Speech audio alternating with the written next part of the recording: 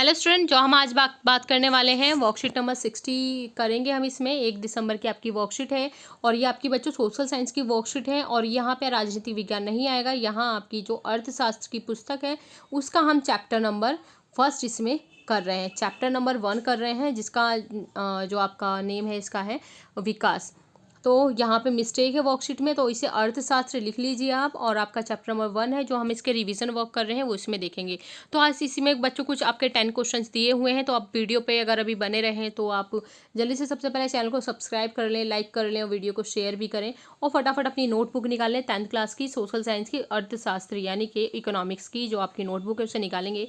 और इसमें जो आपके क्वेश्चन दिए हैं 10 क्वेश्चन ये दिए हैं, बाकी पैराग्राफ बेस 5 क्वेश्चन है, टोटल 15 क्वेश्चन हमें करने हैं। तो साथ के साथ इसे नोट करते जाएंगे तो ज़्यादा आपके लिए बेस्ट होगा, आपका टाइम बचेगा। आपके जो है बाकी आपके अगर भाई बहन भी ऑनलाइन पढ़ाई कर रहे हैं तो उनके लिए भी एक स्पेस के टाइम बच जाएगा।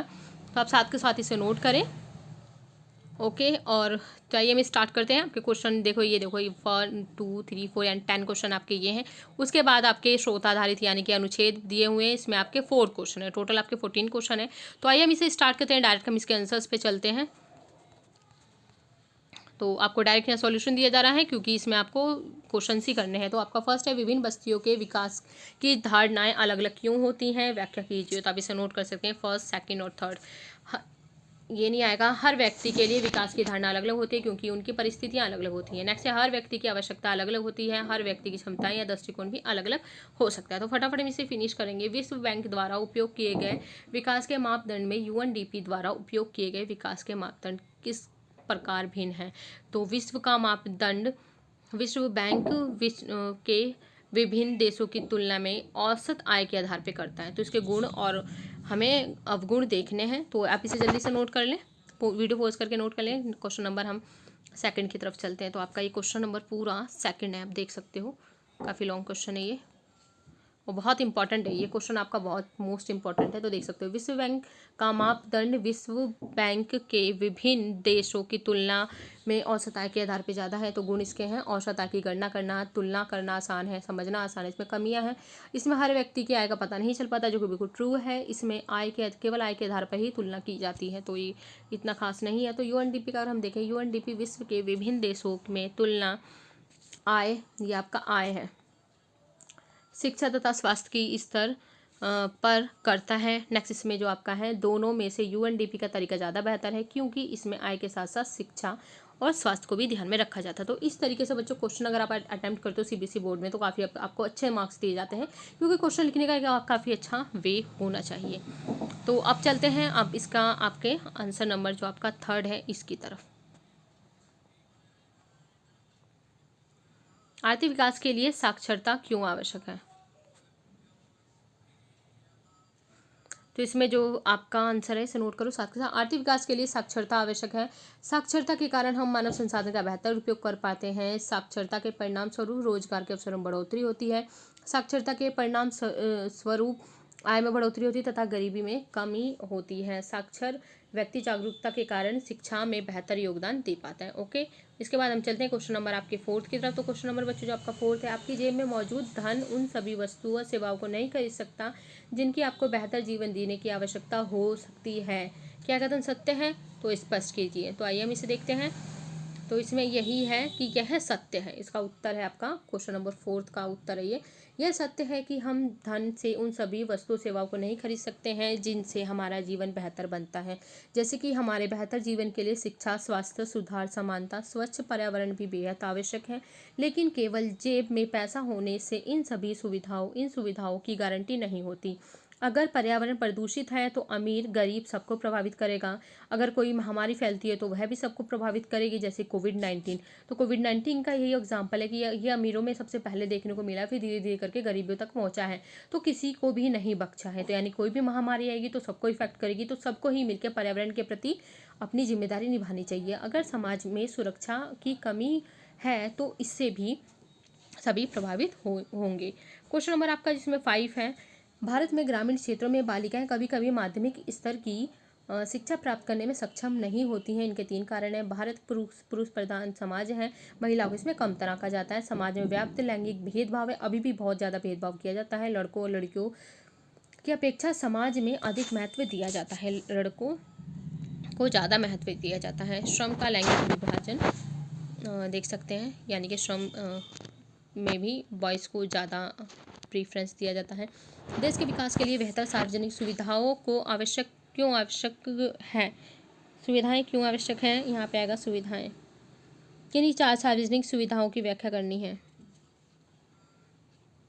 समाज तथा देश के एक समान विकास के लिए सार्वजनिक सुविधाएं आवश्यक हैं। निजी वस्तुओं तथा सुविधाएं महंगी होती हैं। निर्धनता को कम करने के लिए सार्वजनिक सुविधाएं आवश्यक हैं। सार्वजनिक सुविधाएं जैसे परिवहन सुविधा, डीटीसी, मेट्रो, सरकारी स्कूल, सरकारी अस्पताल, जलापूर्ति आदि। सतत आर्थिक विकास क्या है? पर्यावरण क्षरण को रोकने के कोई 3 उपाय बताने हैं। तो पर्यावरण क्षरण को बिना नुकसान पहुंचाए तथा आने वाली पीढ़ी को ध्यान में रख के किया जाने वाला एक समान विकास सतत आर्थिक विकास कहलाता है। अधिक से अधिक वृक्ष लगाने चाहिए। नवीकरणीय संसाधनों का प्रयोग करना चाहिए। पर्यावरण प्रदूषण को कम करने के लिए सार्वजनिक वाहनों का प्रयोग करना चाहिए। ओके, तो आई थिंक आपको ये क्वेश्चन अच्छे लग रहे होंगे, तो वीडियो को जल्दी से आप लाइक कर दें, कमेंट करके बताएं कि कैसी लग रही है। पर्यावरण क्षरण के परिणाम और राष्ट्रीय और राज्य की सीमाओं का सम्मान नहीं करते, यह कथन किस प्रकार न्याय संगत है? यानी कि जो पर्यावरण क्षरण हो रहा है बच्चों, तो वो राज्य की सीमा क्या देखेंगे? जैसे हम इसमें एग्जाम्पल लिखने वाले हैं। यह कथन सही है कि पर्यावरण क्षरण के परिणाम राष्ट्रीय और राज्य की सीमाओं का सम्मान नहीं करते। अगर प्रदूषण हमारे पड़ोसी देश में पाकिस्तान में होता है तो देखो बच्चों, उसका प्रभाव हमारे देश के ऊपर भी होगा। ऐसा नहीं है कि उसे बॉर्डर पार करने पे रोक दिया जाएगा। जैसे एग्जाम्पल फॉर, जब पंजाब, हरियाणा, उत्तर प्रदेश में पराली यानी कि पराली कृषि अवशेष, जैसे आपकी गेहूँ काटने के बाद जो अवशेष बच जाता है, वो सारी की सारी चीज़ें जो धान की कटाई के बाद बच जाए, तो उसको क्या कर देते हैं, खेत वाले जला देते हैं। तो जलाने के बाद क्या होता है, उसमें से धुआं निकलता है, जो हमारी दिल्ली के ऊपर भी पॉल्यूशन क्रिएट करता है। जो अभी ये टाइम चल रहा है पॉल्यूशन का पूरा चल रहा है, तो उसी का इफेक्ट है। तो दिल्ली में होने वाला वायु प्रदूषण हमारे आसपास के राज्यों को भी प्रभावित कर रहा है। तो पर्यावरण का संरक्षण हमारी जिम्मेदारी, यानी कि हम सबकी जिम्मेदारी है, क्योंकि वो जो हमारी बनाई हुई सीमाएं हैं, दिल्ली, यूपी, ये सब नहीं देखेगा। क्वेश्चन नंबर 9 है, पृथ्वी के पास सभी जरूरतों को पूरा करने के लिए पर्याप्त संसाधन है, लेकिन एक व्यक्ति का लालच को पूरा करने के लिए नहीं है। यह कथन मतलब किस प्रकार से सही है, व्याख्या करनी है। गांधी जी का यह कथन विकास की चर्चा के लिए प्रासंगिक है। यह सही है कि पृथ्वी के ऊपर हमारी आवश्यकताओं के लिए संसाधन उपलब्ध हैं, लेकिन हम इनका अति उपयोग, अति दोहन करते हैं, तो न केवल पर्यावरण प्रदूषण की समस्या बढ़ती है, बल्कि विकास भी असंतुलित हो जाता है। बढ़ता प्रदूषण गरीब तथा अमीर देश को, अमीर तथा गरीबी के भेदभाव सभी अति दोहन का परिणाम है। क्वेश्चन नंबर 10 इसे नोट कर लो बच्चों, आप फटाफट जल्दी से नोट करेंगे। इसमें अंतर स्पष्ट करना था। विकसित और विकासशील देशों में, विकसित देशों में तकनीकी का विकास अधिक है, जबकि विकासशील देशों में तकनीकी का विकास कम होता है।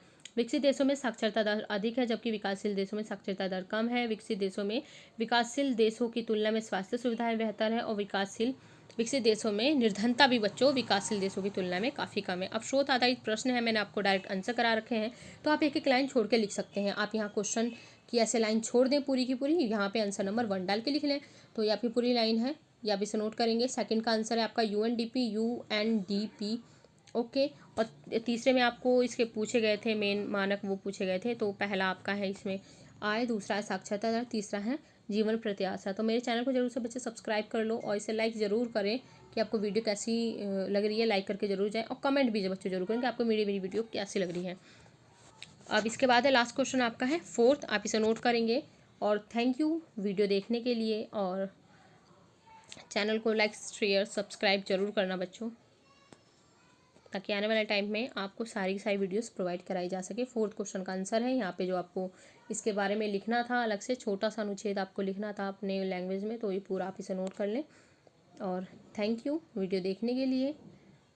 मैं हूँ नीरज। चैनल को जो सब्सक्राइब करें, लाइक करें, कमेंट करें, अपने दोस्तों के साथ भी शेयर करेंगे। ओके, तो आपको इस चैनल पे सारी की सारी सब्जेक्ट की वीडियो प्रोवाइड कराई जाएंगी। मैथ्स, साइंस, 10th के आगे अब आने वाली है मैथ, साइंस, हिंदी, इंग्लिश, सारी वीडियोस आपको मंगलवार तक यानी कि कल तक इस पे अपलोड मिल जाएंगी। ओके, तो मिलते हैं नेक्स्ट वीडियो में नेक्स्ट वर्कशीट के साथ। तब तक के लिए गुड बाय, अपना ध्यान रखें।